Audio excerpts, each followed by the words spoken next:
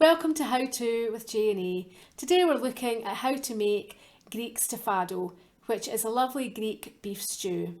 So I'm using a good heavy based pot, and you can also use a Dutch oven. I've got 500 grams of diced beef, and I'm going to add in 1 tablespoon of olive oil.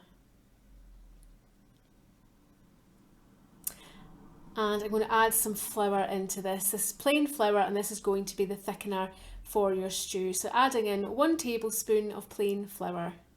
Now this is the more traditional way of making a stew. Everything just goes in the pot and you don't have to brown the meat separately, but the meat stays lovely and tender. You're going to add in some ground black pepper. So that's about 1/4 teaspoon. And some sea salt, about 1/2 teaspoon. And I've got mixed spice, and I've also got some allspice. And I just want to show you that they are different products. People can get a bit confused which is which. Allspice is a particular berry, and it's just a single product. It's not a mixture of different spices. So I'm adding in 1/4 teaspoon of allspice and 1/2 teaspoon of mixed spice. I'm going to add in 1 teaspoon of oregano.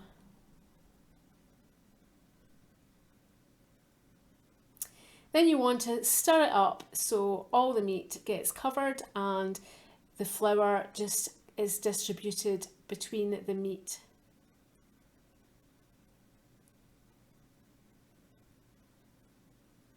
So this is the way we make traditional stews in Scotland. We don't fry off the beef first. So you just mix that together.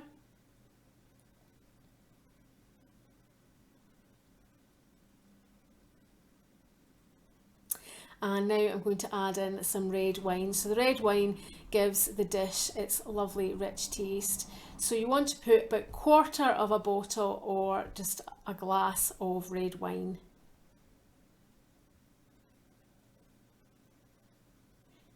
And you can also use alcohol-free red wine as well. And then just give it a little stir.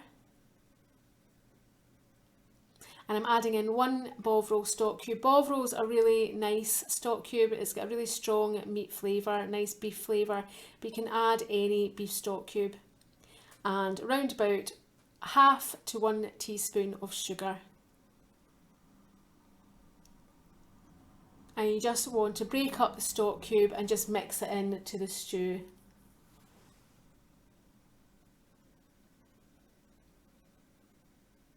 So as you see, this is a very easy recipe. Everything goes in the one pot. And this is it bubbling away, and then we're going to add in some more of our ingredients. So you're just building different levels of flavour.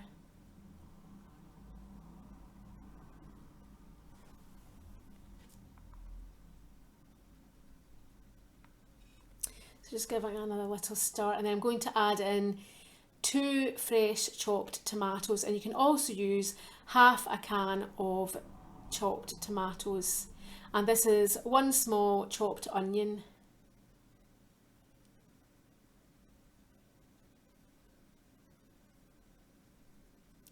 And you just want to give that a little stir.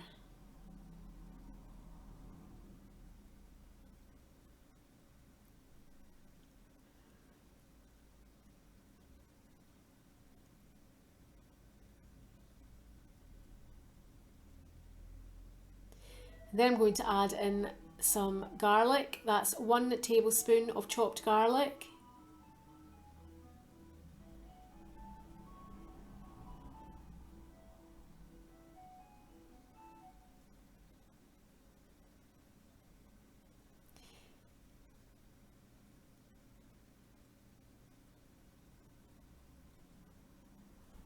And then some tomato puree.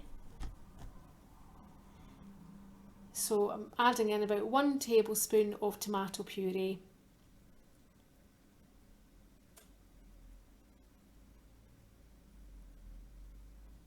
And you just want to squeeze that in. Now you can use measuring spoons for all of these measurements. I'm used to measuring and cooking, so I just put it in and just roughly measure.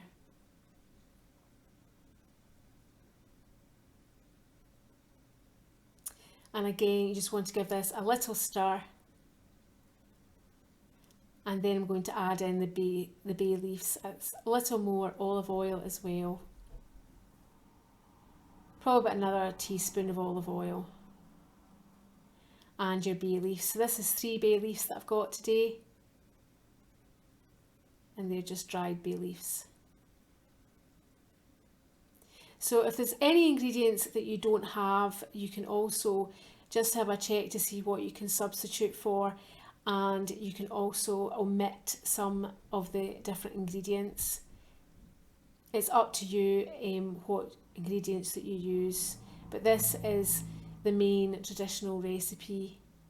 So I added in another cup of water. So that's 1 more cup of liquid, so a cup of water goes in, and then you give it a nice stir round. So there will be variations of this stew as well. See, when I say this is traditional, this is taking all the traditional ingredients, but different areas will have slightly different recipes. So I'm going to pop the lid on, and that's going to simmer for about 1 hour and a quarter. And then once it's cooked for just over 1 hour, then you want to add in your vegetables. So it's already cooked into a lovely stew.